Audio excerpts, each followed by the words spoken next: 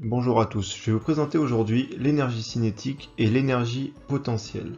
Donc ce cours s'adresse principalement à des élèves de 3e. On va s'intéresser tout d'abord à l'énergie mécanique. L'énergie mécanique, c'est quoi? C'est une énergie de mouvement. Cette énergie mécanique peut se décomposer en deux types d'énergie. La première, c'est l'énergie cinétique et la deuxième, c'est l'énergie potentielle. Qu'est-ce que l'énergie cinétique? L'énergie cinétique, qu'on note EC, correspond à l'énergie d'un objet qui se déplace à une certaine vitesse. Donc tout objet qui est en déplacement à une certaine vitesse, et du coup, il a une énergie cinétique. Voici quelques situations dans lesquelles les objets ont une énergie cinétique. Par exemple, une voiture qui avance, un escargot qui se déplace, un coureur, ou un ballon qui rebondit, ainsi qu'un avion qui vole. Tous ces objets ont une énergie cinétique. Regardez à présent, vous voyez que le ballon et la voiture sont arrêtés, étant donné qu'ils n'ont plus de vitesse, ils n'ont plus d'énergie cinétique. Donc l'énergie cinétique d'un objet, ça dépend de la vitesse de l'objet, mais aussi de sa masse. Pour calculer l'énergie cinétique d'un objet, il faut toujours utiliser la formule suivante. EC égale, donc énergie cinétique égale 1/2 multiplié par la masse multiplié par la vitesse au carré. Donc vous avez vu que j'insiste sur le petit 2 du carré de la vitesse parce que souvent il y a des erreurs à ce niveau-là, vous oubliez de mettre la vitesse au carré. Alors l'énergie cinétique, ça s'exprime en joules comme toutes les énergies, c'est l'unité légale de l'énergie. La masse m évidemment s'exprime en kilogrammes, qui est l'unité légale de la masse. Et la vitesse s'exprime en mètres par seconde. Attention, ce ne sont pas des kilomètres/heure, ce sont des mètres par seconde. Alors l'énergie cinétique d'un objet est donc proportionnelle à deux choses. Elle est proportionnelle à sa masse, mais elle est aussi proportionnelle à sa vitesse au carré.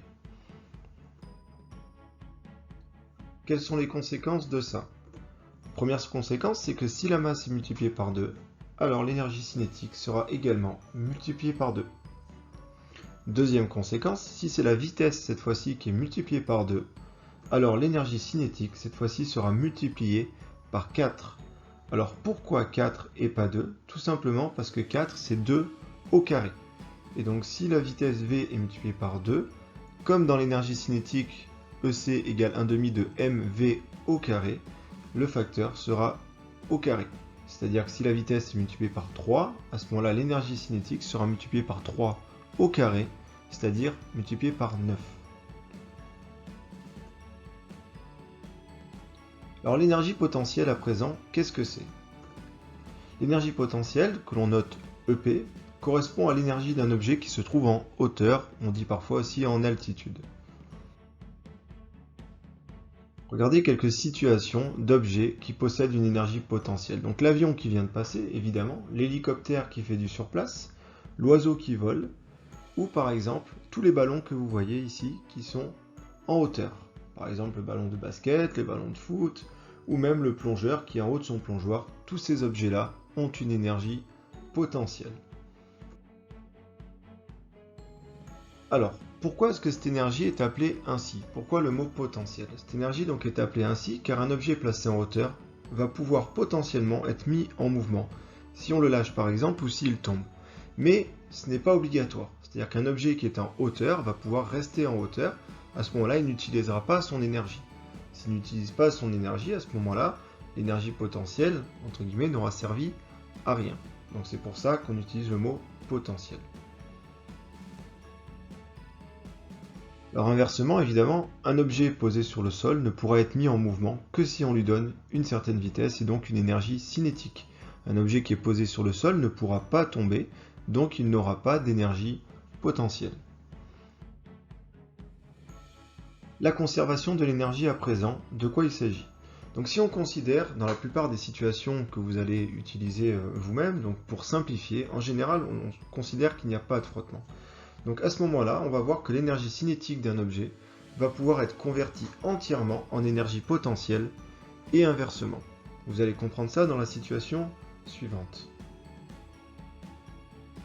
Voici une situation dans laquelle on va voir la conservation de l'énergie. Donc regardez ce qui se passe lorsque le wagonnet monte le long du manège. Vous voyez que l'énergie potentielle augmente parce que le wagonnet est en train de prendre de la hauteur. L'énergie cinétique, elle, est restée relativement faible. Pourquoi? Parce que pendant la montée, le wagonnet n'a pas une vitesse très importante. Par contre, vous avez vu que la somme, donc l'énergie cinétique et l'énergie potentielle, ça donne bien l'énergie mécanique.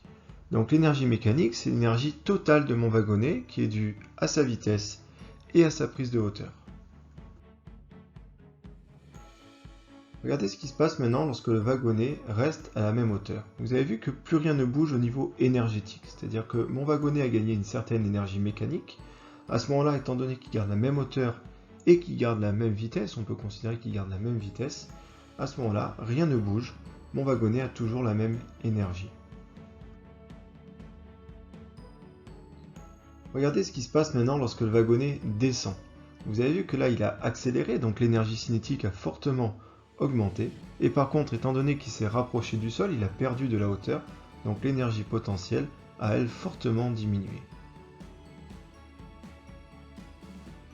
Vous voyez qu'on a toujours la même chose, c'est-à-dire que tout le long de la conversion d'énergie, on a l'énergie cinétique plus l'énergie potentielle qui sont égales à l'énergie mécanique de mon wagonnet. Et regardez enfin ce qui se passe lorsque le wagonnet rentre en gare. À ce moment-là, toutes les énergies disparaissent entre guillemets. En fait, l'énergie mécanique du wagonnet est convertie en énergie thermique avec les frottements des freins, donc c'est-à-dire en chaleur.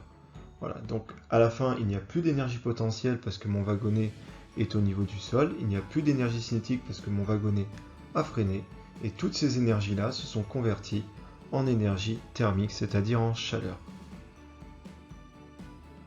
On peut donc dire qu'il y a conservation de l'énergie, c'est-à-dire que EC plus EP égale constante. C'est-à-dire que tout au long des conversions énergétiques qu'a subi mon wagonnet, l'énergie cinétique plus l'énergie potentielle ont toujours été égales à l'énergie mécanique, et l'énergie mécanique a toujours gardé la même valeur.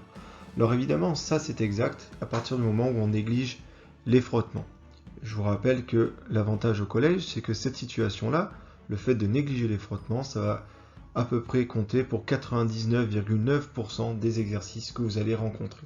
Donc a priori, il n'y aura aucun problème.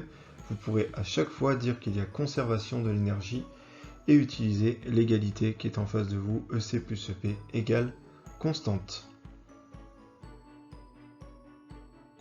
Voilà, j'espère que cette vidéo vous aura permis d'en savoir un petit peu plus sur l'énergie cinétique et sur l'énergie potentielle.